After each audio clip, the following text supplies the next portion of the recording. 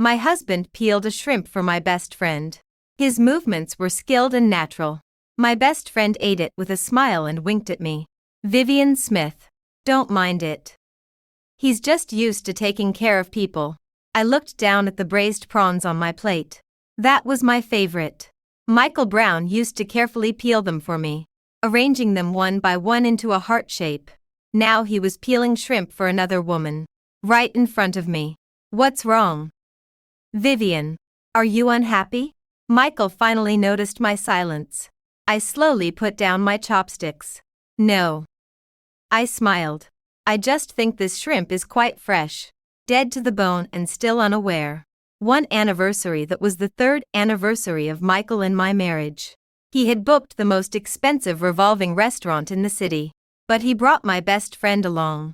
Susan has been feeling down lately, unhappy alone at home, so I invited her to join us.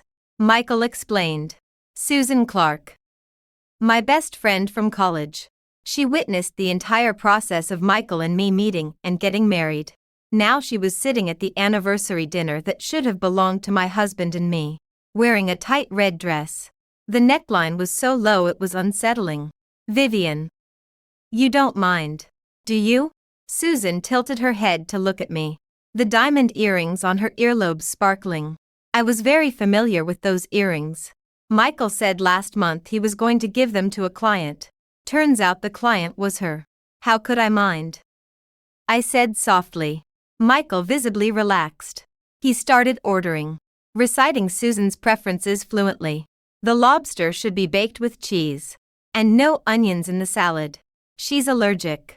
The waiter turned to me. And for this lady. Michael then remembered me. Vivian. Just the usual is fine. He didn't know, or didn't remember. I hadn't eaten the usual dishes for almost a year, since having gallbladder surgery half a year ago. I couldn't eat greasy food. Michael accompanied me to the surgery, but he forgot. Vivian, you've been married for 3 years. When are you planning to have children? Susan suddenly asked. I glanced at Michael. His steak-cutting motion paused for a second. No rush, he said. Why aren't you in a hurry? Susan Clark said coquettishly. Michael's mother told me last time that she really wants to hold a grandchild. Michael's mother. That woman who has never given me a kind look. Yet she and Susan are as close as mother and daughter. Susan is right. Michael Brown suddenly interjected. Mom called yesterday to urge us. I slowly chewed the food in my mouth. It tasted like wax. Well, see. But Susan wouldn't let it go. Vivian, are you afraid that pregnancy will ruin your figure? Don't worry. Look at me, I've been doing yoga consistently. And my figure is maintained perfectly. Pregnancy isn't terrifying at all. As long as you recover properly after childbirth. She glanced at Michael meaningfully. You'll definitely bounce back to how you were before. The air suddenly turned quiet. Michael's knife and fork hit the plate, making a harsh sound. I looked up. You seem to know a lot. Susan's expression shifted slightly. Then she smiled. I'm just doing my homework in advance. After all, well, I'll go through it sooner or later. Don't you think? Michael. Michael lowered his head, focused on cutting the meat, but his ears turned red. He does this when he's nervous. It's been 10 years. I know him too well. Just like I know the shrimp on the plate that no one cares about. When I went to the restroom, I ran into Susan. She was touching up her makeup in front of the marble sink. She was using Christian Louboutin lipstick. That expensive brand I couldn't name. Michael gave it to me. She noticed my gaze and proudly shook the golden tube in her hand. He said, this color suits me well. I silently washed my hands. The water temperature was just right, but it couldn't warm the coldness in my fingertips. Vivian, there's something I'm not sure if I should say. Susan leaned closer to the mirror, carefully outlining her lips. Then don't say it. She paused, clearly not expecting me to answer like that. But she quickly regained her smile. It's about Michael. I turned off the faucet, lifted my head, looked directly into her eyes in the mirror. Say it. Didn't he go to Shanghai on business last week? I nodded. Didn't he say he stayed at the Shangri-La in Pudong? I nodded again. Susan turned around to face me. Actually, he was with me, she said softly. We spent 3 days at the Peninsula Hotel by the Bund. She took out her phone from the delicate clutch, swiped a few times, handed it to me. In the photo, Michael Brown was sleeping soundly. His bare shoulder was exposed outside the duvet. Behind him was the dazzling night view of the Huangpu River. Not just this time. Susan Clark took back the phone, her tone filled with pity. Vivian Smith. For over a year. He has been coming to see me almost every week. I stared at my empty hand. Suddenly remembered something. So on my birthday last year, he said he had an urgent business trip. Yes. He was at my place. Susan admitted without hesitation. I had a fever that day. And he couldn't leave me alone. How ridiculous. I waited by the cake until dawn. He was with another woman. Why are you telling me this? I asked. Susan's fingers, painted with red nail polish, gently rested on my arm. Because you should step aside. Vivian. He doesn't love you anymore. He just can't bear to say it. I looked at her carefully made-up face. Suddenly remembered back in college. The first time she stayed overnight at my place. We squeezed onto one bed, talking until dawn. She said her parents divorced, and neither wanted her. She said, Vivian, you are my only friend. I held her hand and said, it's okay. My family is your family. Later, I really treated her as family. I took her home for meals, introduced her to Michael. At my wedding, she was the only bridesmaid. When she caught the bouquet, she cried and said she wished she could be as happy as me someday. Now she wants my happiness. All of it. You know, Vivian. Susan's voice brought me back to reality. Michael said I'm better than you in bed. Enough. I interrupted her, pulled out a tissue, slowly dried each finger, then threw it in the trash. Thank you for telling me, I said, turned and left. When I returned to the table, Michael was looking at his phone, a smile on his lips. I recognized that smile. It was the expression he had when he was passionately in love. Once it was for me. Now, I don't know for whom. He saw me and quickly locked the screen. What took you so long? Ran into Susan. Chatted for a bit. His expression tensed up. What did you talk about? I picked up the water glass and took a sip. The lemon water was a bit tart. We talked about shrimp. Shrimp. Yeah. She said the shrimp you peeled for her was delicious. Michael Brown's expression relaxed. Even looking a bit smug. She just loves joking around. The waiter brought dessert me favorite molten chocolate cake. But only 2 servings. Michael's serving was pushed naturally to the spot Susan Clark had just been sitting in. Susan loves this the most. Well, save it for her when she gets back. I stared at that lonely cake and suddenly laughed. Michael. Let's get a divorce. He jerked his head up as if he hadn't heard clearly. What? I said. Let's get divorced. Michael's expression shifted from confusion to irritation. Over a single shrimp. No. I set down the water glass. It clinked crisply against the table. Because you were too skilled at peeling shrimp for her. Because you remember all her preferences but forgot my food allergies. Because you gave her diamond earrings and lied that they were for a client. Because you atched the river view with her at the Peninsula Hotel but forgot my birthday. Because you gave her your dessert. I said it all in one breath. Calmly. As if reading a list that had nothing to do with me. Michael's face turned pale. Vivian. Let me explain. Don't bother. I stood up. Pulled out a few bills from my wallet. And placed them on the table. For our anniversary dinner. Let's split the bill. Michael grabbed my wrist. Over such a small thing. Is it really worth it? I looked at his tight grip. Once, these hands had slipped a wedding ring onto my finger. Promising forever. Now, they just felt strange. A small thing. I repeated softly. I typed and then laughed. Michael Brown. Do you know?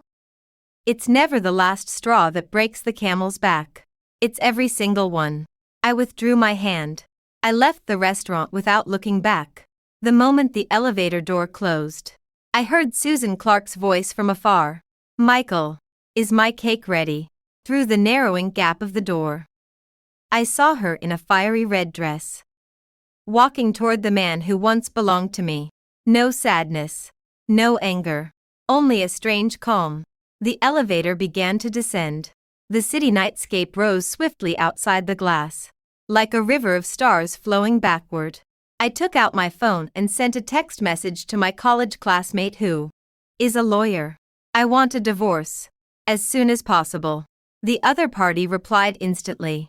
Why the sudden decision? I watched the constantly changing numbers on the elevator display. It was like watching the distance between me and my past, growing farther and farther away. Not sudden. I typed slowly. Finally, when I walked out of the restaurant building. The night wind was chilly. I wrapped my coat tighter and stood by the roadside waiting for a car.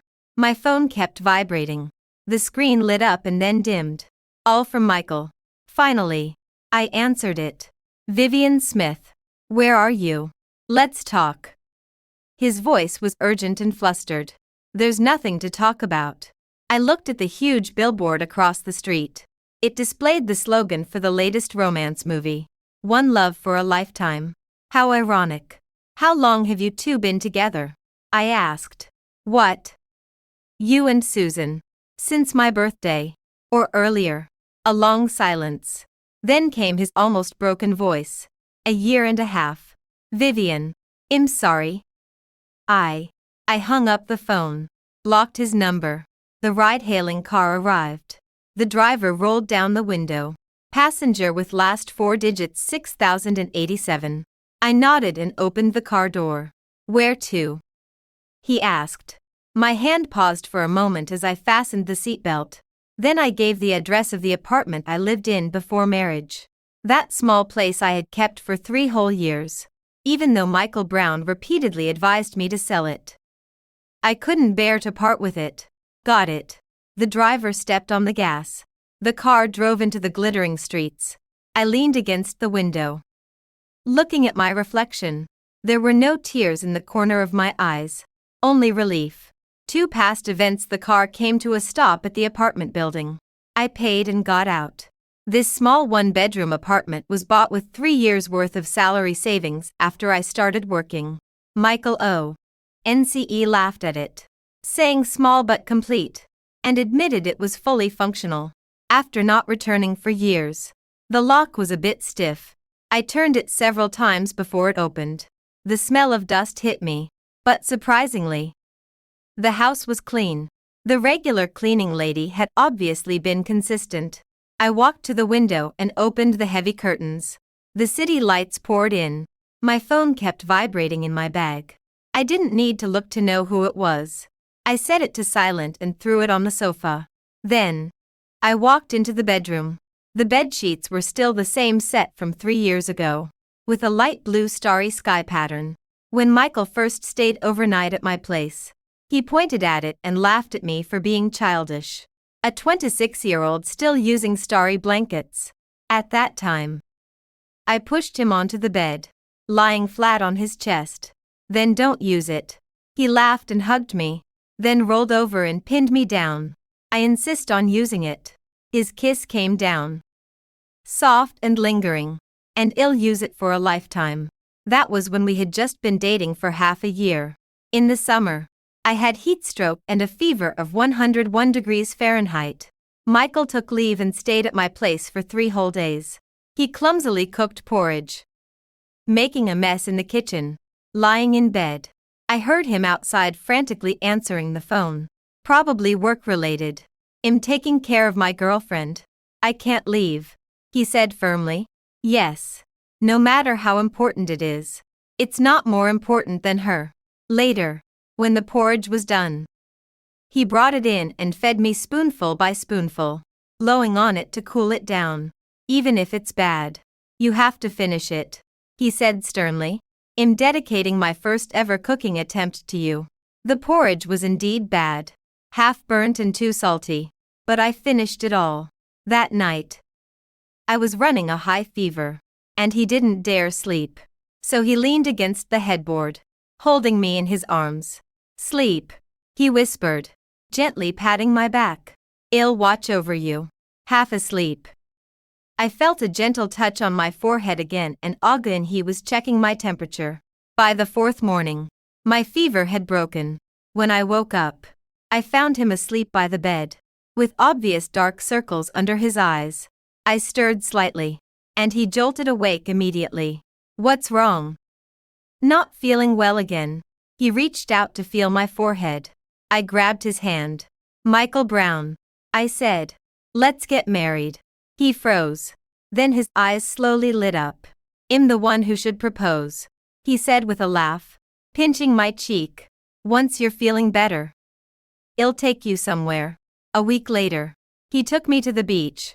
At dusk, the sunset dyed the sea gold and red.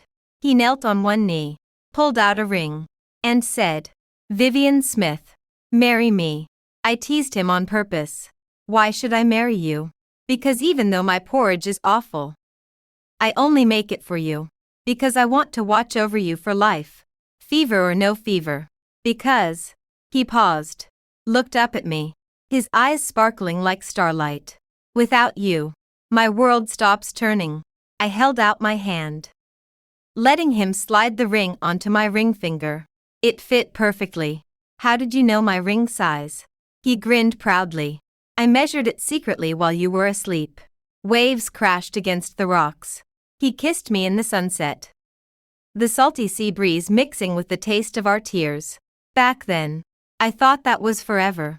In our first year of marriage, he kept up his little habits. During my period, he'd prepare heating pads and warm ginger tea in advance. If I worked late, he always left the living room light on for me. Once, when my project failed and my boss chewed me out completely, I came home and collapsed crying on the couch. He didn't ask anything, just picked me up gently and set me down at the dining table. On it sat a charmingly ugly cake. Celebrating my wife getting mistreated today, he said, lighting a candle. Make a wish. Everything will be better tomorrow. I cried even harder. Where did this cake come from? I made it, he admitted sheepishly.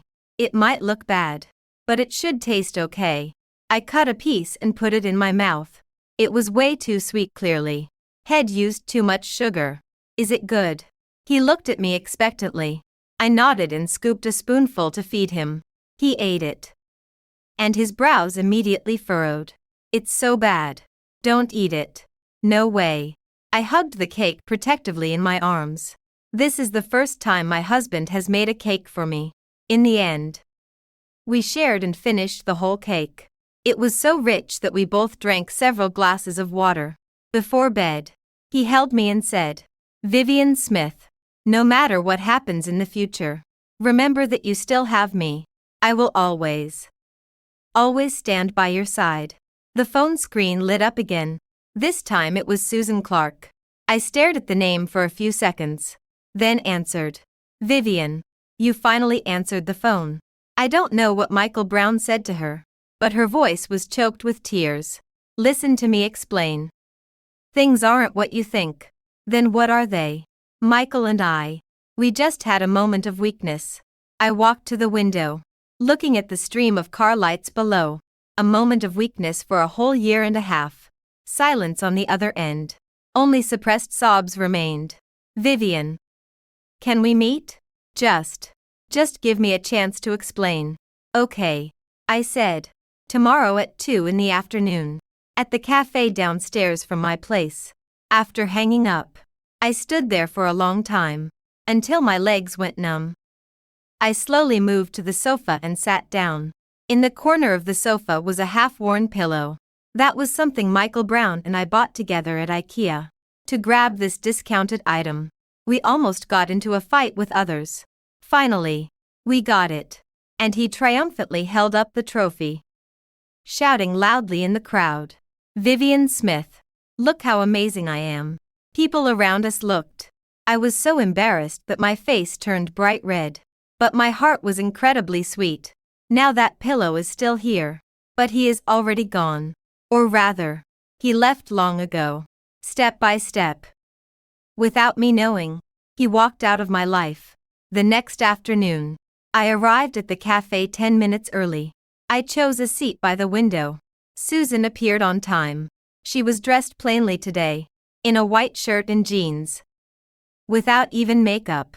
She looked completely different from the dazzling her in the red dress last night. Vivian. She sat down opposite me. Her hands nervously clasped together. I stirred the coffee in front of me. Go ahead. Michael and I started last March. Last March. I thought back carefully. At that time, I was preparing for an important qualification exam, spending every day in the library. Coming home late. On your birthday. He didn't intentionally stand you up. Susan Clark continued. That day, my ex-boyfriend came to see me. And we argued terribly. I lost hope for a moment and took sleeping pills. She lifted her tear-filled eyes. Michael Brown went to the hospital to save me. He stayed by my side all night. And to keep you from worrying. He lied about being on a business trip. I slowly set down my coffee spoon. So, you're telling me you cheated because you tried to kill yourself? No. She hurriedly defended herself. We couldn't help it. Couldn't help it. I repeated the phrase, feeling utterly ironic. What kind of helplessness makes a man accompany another woman on his wife's birthday? Susan's tears fell. Vivian Smith. I'm sorry. I never meant to hurt you. But you did. I said. And it lasted for a year and a half. She covered her face. Her shoulders trembling slightly. I know nothing I say matters now. But Michael. He loves you. I laughed. Loves me enough to sleep with you for a year and a half. Her face instantly turned pale. It's not like that. Then what is it like? I leaned forward, staring directly into her eyes. Tell me, Susan, when you made love, did he call your name or mine? Her lips quivered, unable to speak. I leaned back in my chair. Never mind. It's not important. The server brought Susan's latte. The latte art was beautiful. Shaped like a heart. She stared at the cup and suddenly said, I'm pregnant. The air froze. The sounds of traffic outside and the cafe music vanished, leaving only her words echoing. I'm pregnant. How long? My voice was unexpectedly calm. 2 months. She whispered. Vivian. I know I've wronged you. But this child is innocent. I looked at her still flat abdomen. A life was there.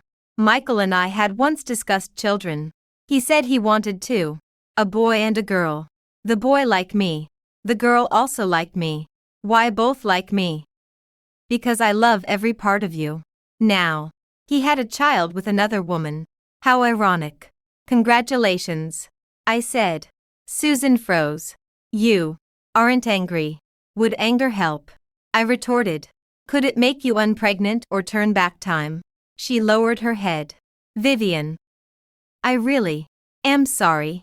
No need to apologize. I picked up my bag and stood. You two are perfect for each other. When I walked out of the cafe, the sunlight was bright. I stood by the roadside, taking a deep breath. The stale air in my lungs seemed to be expelled. My phone rang. It was my lawyer friend, Vivian Smith. Michael Brown contacted me. He wants to talk to you. About what? He said. He doesn't want a divorce. I laughed. It's not up to him. Anne. The lawyer paused. He demands to divide the apartment you owned before marriage. My heart sank. On what grounds? He said. That apartment was maintained during your marriage. And the property management, utilities, and water bills were paid from the joint account. Also, the money you spent on cleaning was from the joint property. I gripped my phone. So he claims that the apartment has become marital property. And he has the right to demand a share. The sunlight suddenly became glaring. I squinted, looking at the endless stream of vehicles on the road. The man who once took leave for 3 days to take care of me when I had a fever. Now, for money. He wants to seize the house I owned before marriage. Tell him. I said word by word. If he wants a divorce, it's on my terms. Otherwise, see you in court. After hanging up, I stood there for a long time, until a little flower girl tugged at my sleeve. Miss, buy a bouquet. Her basket was filled with fresh lilies. Michael first gave me flowers. Lilies. He said lilies are pure, matching me. Later I found out he gave Susan Clark red roses. Miss, the little girl called again. I took out money and bought all the lilies. Then, I walked to the nearest trash can and threw the whole bouquet in. 3 Epilogue. Michael refused to sign. He was like crazy, locking my way at my company building every day. Vivian, let's talk. He had lost a lot of weight. With deep-set eyes and an unshaven beard, I walked around him and kept going. I can give up that apartment. He shouted behind me. Let's start over. Okay. I stopped, turned to look at him. What about Susan's child? Give that up too. His face changed drastically. How do you know? She told me. I said. 2 months. Congratulations. You're going to be a father. He rushed over trying to grab my arm. I stepped back and avoided it. That was an accident. He explained urgently. She was in a bad mood that day. We drank. Every time it's an accident. I chuckled lightly. An accident for a year and a half. He was speechless. Michael Brown. Just sign it quickly. Let's part on good terms. Impossible. His eyes turned red. I will never divorce you. I looked at his stubbornness and suddenly felt very pathetic. Is it because you love me? Or because you can't bear to part with my money? He froze as if slapped. What did you say? Susan Clark told me everything. I said slowly. You failed in your investment last year. Owed a lot of money. My savings. My investments. Even the money my parents left me. You used it all. Didn't you? His face instantly turned pale. She even told you that. So it's true. I nodded. So you refuse to divorce because you're afraid these things won't stay hidden during the property division. He opened his mouth but ultimately said nothing. He admitted it by default. I turned and walked towards the parking lot. This time, he didn't chase after me. Back home, I called my lawyer friend Emily Taylor. He refuses to agree to a divorce by mutual consent. Expected. Emily said. His financial situation is terrible right now. Your assets are his only lifeline. What should I do then? Sue. Emily said bluntly. On the grounds of infidelity. Apply for the at-fault party to get less in the property division. Do you have evidence? I recalled the photos Susan sent me. And over the past year or so, Michael's countless late nights. Yes. Good. Emily said. Also, he misused marital property to cover his own debts. That's leverage for us too. After hanging up, I started organizing the evidence. Chat records. Hotel invoices. Credit card bills. The more I organized, the colder my heart felt. It turned out this marriage had long been an empty shell, and I was the last to know. My phone rang. It was Michael's mother. I hesitated but answered. Vivian. Her voice was unusually affectionate. I heard you and Michael had a disagreement. Not a disagreement. I said. We're getting a divorce. Oh. What couple doesn't argue? She chuckled. Michael was just momentarily confused. Give him a chance. Mom. I interrupted her. Susan is pregnant. Did you know? Silence on the other end. After a long while, she spoke. Susan is a good child. So you did know. She was silent again. It turned out everyone knew. Only I was kept in the dark. Vivian Smith. Michael Brown. He. No need to say more. I hung up the phone. Tears finally fell. Not for Michael, but for the me who foolishly believed in love. 3 days later, I formally filed for divorce in court. After Michael received the summons, he went completely crazy. He kept calling me from different numbers, from pleading to threatening. Vivian, don't push me. You pushed me first. I said calmly.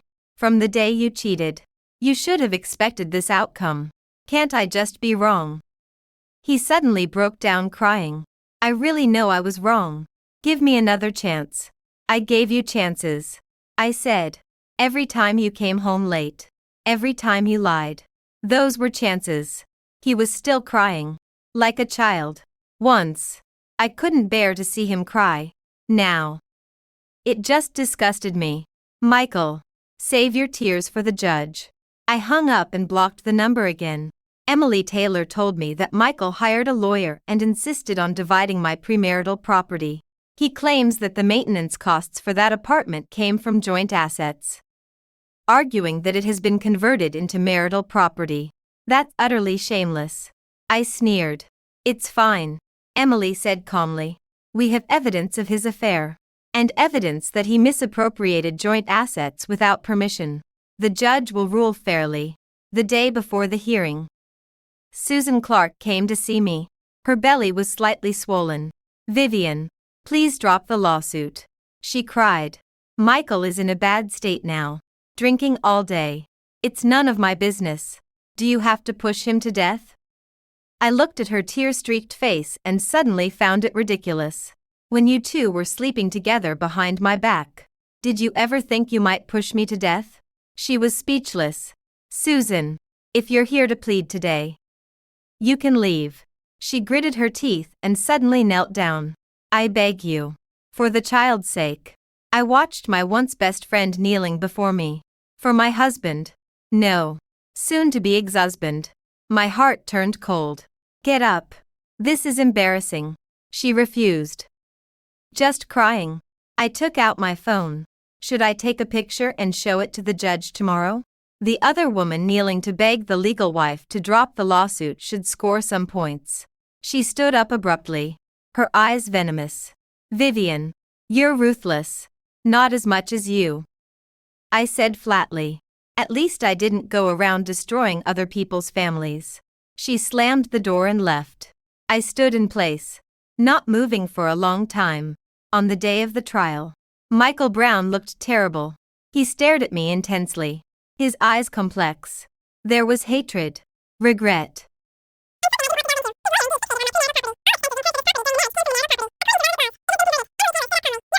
We have evidence showing that the defendant committed serious misconduct during the marriage. She handed over a stack of materials. This includes chat records, hotel check-in records between the defendant and a third party collected by the plaintiff.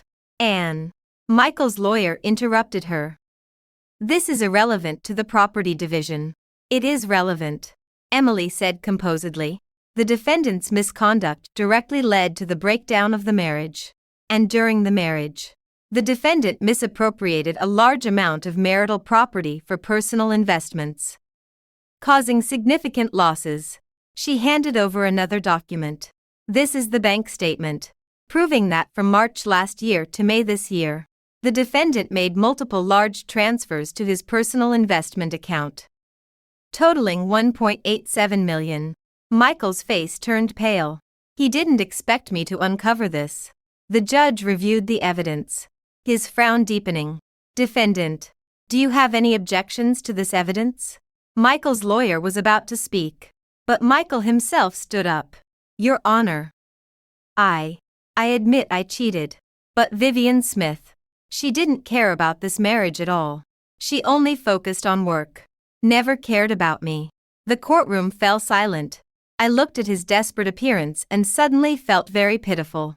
So, the judge said slowly, your reason for cheating is that your wife was too busy with work. Michael opened his mouth but couldn't speak. Defendant, please observe courtroom decorum. The judge banged the gavel. Your personal feelings are not a justification for infidelity. The subsequent proceedings went smoothly. Emily was well prepared. The evidence was solid. Michael's lawyer was beaten back step by step. Finally, the judge announced the verdict in court. Divorce granted. Since Michael was at fault and had misappropriated marital property, 70% of the marital property was awarded to me. My premarital property remained mine. Michael also had to pay the litigation costs. He lost completely. When walking out of the courthouse, Michael caught up. Vivian. I stopped but didn't turn around. Are you satisfied? His voice hoarse. Satisfied with what? I turned to look at him. Satisfied that my husband cheated with my best friend. Satisfied that my 3-year marriage was a joke. He lowered his head. I'm sorry. No need. I said.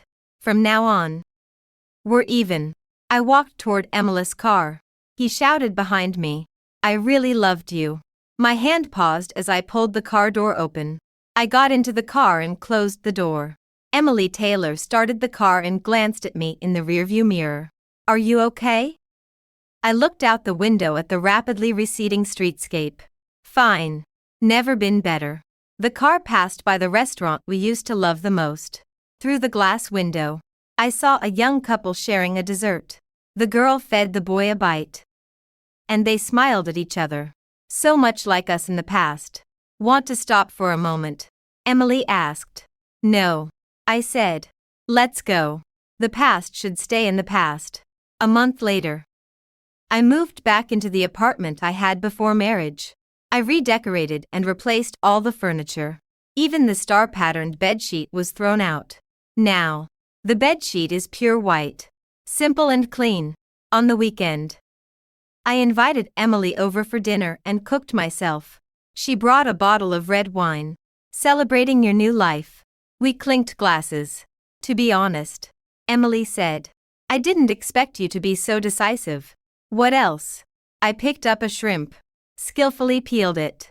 Cry and beg him to come back. Many women would. I put the peeled shrimp into my mouth. The fresh sweetness spread on my tongue. That's not me. After dinner, we sat on the balcony drinking. The night was beautiful. The stars bright. You know, Emily suddenly said. Michael Brown and Susan Clark broke up. My hand holding the wine glass paused. Why? Supposedly over money. Emily shrugged. Michael has lost so much wealth now and is drowning in debt. With your lesson learned, Susan wouldn't want to suffer with him. So she aborted the child and left for another city. I was silent for a moment. Then I raised my glass. To new life. To new life. We drank